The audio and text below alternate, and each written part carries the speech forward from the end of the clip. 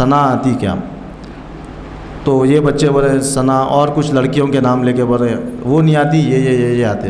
یعنی مسلمان بچے ریل بنا رہے ہیں، کوئی غیر نہیں. اتنے بے غیرت ہو چکے ہیں دین کے تعلق سے ہمارے نوجوان.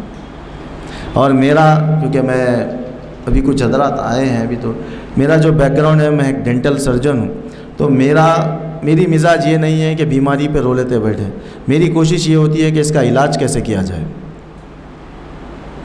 کہ ہمارا پروفیشن ہی نہیں ہے کہ بھائی یہ بیماری ہو گئی رو لیتے ہوئے بیٹھے. کام کرنا ہے ہم کو.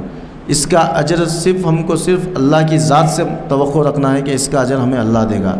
کیونکہ ہم جو دیکھتے ہیں آج کل، جو گراؤنڈ ریالٹی ہوتی ہے، ہم جو بھی کام کرتے ہیں قوم و ملت کے لیے، اس میں ہم کو بیک فائر بھی ملتا ہے اپنی قوم سے ہی. کوئی کچھ بھی کہے، ہم کو بہت کچھ بولتے ہیں، اور آپ لوگ نے بھی آزمایا ہوگا، لیکن ہم کو صرف اللہ رسول کی خوشنودی کے لیے، ان کی رضا کے لیے یہ کام کرنے ہیں. ہم کو بندوں سے کچھ چاہیے بھی نہیں.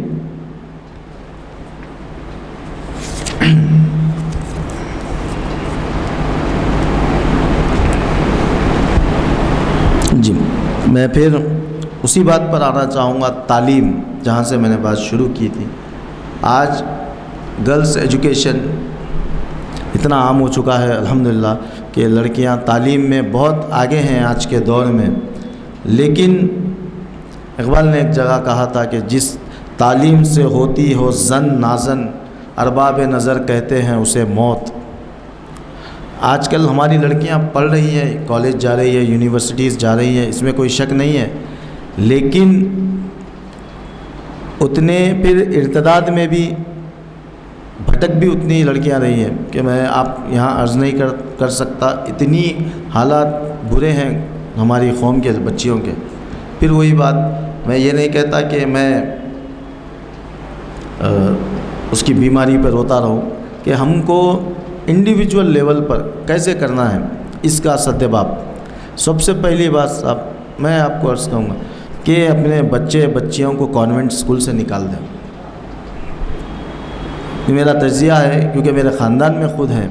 میں بھی جب میرے سے کوشش ہو ان میں یہ بات کرتا ہوں، کیونکہ کانوینٹس کا جو ماحول ہے، وہیں سے وہ جو ایک امتیاز، جو ایک پردہ، جو ایک باؤنڈری رکھی گئی ہے لڑکے لڑکیوں کے بیچ میں اسلام اور شریعت میں، اس کی پامالی وہیں سے شروع ہوتی ہے.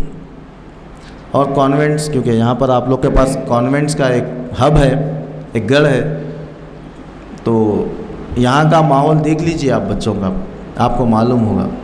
کہ ہمارے بھی دوست ہیں احباب کچھ. جب میں ایک ایسے اسکول میں پڑھا ہوں جہاں پر کوئڈ نہیں تھا، لڑکے الگ لڑکیاں الگ. جب ہم انٹر میں گئے تو وہاں پر کوئڈ ماحول تھا سری چیتنیہ کالج میں. تو جب وہاں پر ہم مسلم بچوں سے ملے تو دیکھے کہ ہم الحمدللہ ہمارے پاس ایک فرق ہے، ایک شرم ہے لڑکیوں سے بات کرنے کے لیے کچھ. لیکن وہ لوگ اتنے، وہ اپنے آپ کو ڈیولپڈ کہتے ہیں، بٹ اتنے بے غیرت تھے کہ لڑکیاں بھی ویسی، کانوینٹ کے لڑکے بھی ویسے. میں معذرت کے ساتھ عرض کر رہا ہوں کہ کوئی والدین اپنے برائی کے لیے نہیں ڈالتے اولاد کو، لیکن ہم کو اس کا آؤٹ کم بھی تو دیکھنا ہے. جیسا میں نے گزشتہ ایک واقعہ عرض کیا تھا، ابھی بھی عرض کر دوں گا، آپ حضرات کو معلوم ہوگا، لیکن کیونکہ میری بات اس کے ذریعے ورلڈ وائڈ جاتی ہے انٹرنیٹ کے ذریعے. ایک عالم صاحب گجرات کے کسی شہر میں تقریر کے لیے گئے تھے، دیوبند کے عالم صاحب.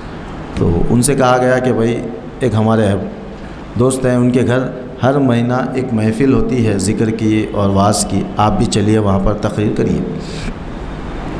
تو وہ عالم صاحب کے پاس، کیونکہ ان کی ٹرین دوسرے دن تھی، تو وہ گئے. انہوں نے وعظ کیا. وعظ ختم ہونے پر وہ جس کے گھر پہ محفل تھی، صاحب خانہ ان کے پاس آئے، عالم صاحب کے پاس، مولانا کے پاس عرض کی کہ ایک لڑکی جو غیر مسلم سے شادی کر کے چلے گئی تھی، اب وہ واپس آ چکی ہے، آپ ذرا اس کی کاؤنسلنگ کریے. تو ٹھیک ہے، انہوں نے کہا ٹھیک ہے. وہ جب آئی لڑکی، وہ لڑکی کی کاؤنسلنگ کی ہے، وہ لڑکی سے جب بات کرے تو وہ مولانا کا یہ کہنا ہے کہ میرے پیروں کے نیچے سے زمین نکل گئی. انہوں نے کہا کہ وہ لڑکی کسی اور کی نہیں، جس کے گھر میں یہ دینی محفل ہوتی ہے ہر مہینے، یہ ان کی لڑکی تھی جو غیر مسلم سے شادی کر لی. تو انہوں نے اس کی وجہ جو دریافت کی اس کا جو روٹ کاز وہ یہ تھا کہ انہوں نے ایک ہی سوال کیا کہ آپ کے بچی کی اسکولنگ کہاں سے ہوئی. انہوں نے کہا گروکل میں ان کی لڑکی کی تعلیم ہوئی. اب آپ لوگ جانتے ہیں کہ غیر مسلم اداروں میں کیا کیا جاتا ہے. تو انہوں نے کہا کہ آپ کی مہینے کی 1-1.5 گھنٹے کی یہ دینی مجلس اور اس کو روز 6 سے 7 گھنٹے کا ماحول, تو کون غالب آئے گا, کون ڈومینیٹ کرے گا اس کو؟ یہی ماحول ڈومینیٹ کرے گا. میں ایک پرانے شہر میں مشہور کانوینٹ اسکول ہے وہاں کی بات کر رہا ہوں. ہمارے استاد محترم نے کہا تھا یہ کہ وہاں کے جو کانوینٹ کے جو بردر ہوتے ہیں وہ بڑے, ان سے ان کی بات ہوئی تھی. بہت ان کا ایک کوئی کام تھا سعودی عرب میں, انہوں نے کروایا تھا, تو وہ ان سے بہت گھل مل گئے تھے. تو ان سے پوچھا کہ کیا صاحب آپ لوگ کیا سمجھتے کہ ہم آپ کے بچوں کو بھٹکاتے, اسلام سے دور کر دیتے؟ تو انہوں نے کچھ نہیں کہا ہمارے استاد نے. تو تھوڑی دیر کے بعد وہ خود بولا کہ ہم آپ کے بچوں کو غیر مسلم نہیں کرتے لیکن مسلمان بھی نہیں چھوڑتے. یہ اس کا اسٹیٹمنٹ تھا.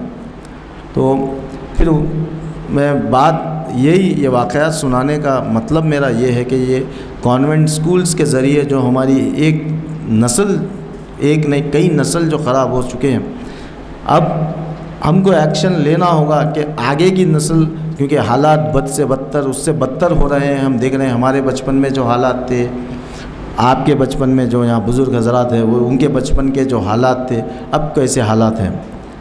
اور حالات ہی ایک آئینہ ہوتے ہیں جو ہماری تعلیم تربیت کا ایک پریکٹیکل ریویلیشن ہوتے ہیں. تو بس الغرض آپ حضرات سے یہی عرض کرنا ہے کہ اپنے نوجوانوں میں میرے 2 ہی گزارشات ہیں. ایک ہے نوجوانوں میں غیرت پیدا کرنی ہے, ہم کو اس کو کہیں سے واپس زندہ کرنا ہے. ہمارے نوجوانوں میں ہم کو کچھ نہ کچھ اس کے لیے کرنا ہے اپنے انڈیویجول لیول پر. جیسا میں نے شروع میں کہا تھا اقبال کا وہ شعر کہ افراد کے ہاتھوں میں ہے اقوام کی تقدیر. افراد فرد یعنی ایک انڈیویجول, اقوام کی تقدیر, اقوام, قوم, سوسائٹیز, کمیونٹیز کی تقدیر ایک ایک فرد کے ہاتھ میں ہے. ہر فرد ہے ملت کے مقدر کا ستارہ. وہ اپنی ملت, اپنی کمیونٹی, اپنی سوسائٹی کی مستقبل کے لیے وہ ستارہ بن سکتا ہے, لیکن اس کو اپنی انڈیویجول رسپانسبلٹی سمجھنی ہے. میں یہ نہیں کہتا کہ میں کوئی صاف شفاف آدمی ہوں, لیکن اللہ کا شکر ہے ہم کوشش کرتے رہتے ہیں کہ ہمارے ذریعے کچھ نہ کچھ قوم کا بہتر کام ہو. کیونکہ ایک جگہ میں نے پڑھا تھا ایک شعر کہ ہے وہی لوگ دنیا میں بہت اچھے آتے ہیں جو کام دوسروں کے. یہ فکر پہ ہم کو کام کرنا ہے. اور اقبال کی یہ اس آخری ایک شعر پر میں اپنی بات کو ختم کرنا چاہوں گا کہ عمل کرے نہ کرے سن تو لے میری فریاد, نہیں ہے داد کا قابل یہ بندہ آزاد. السلام علیکم ورحمۃ اللہ وبرکاتہ.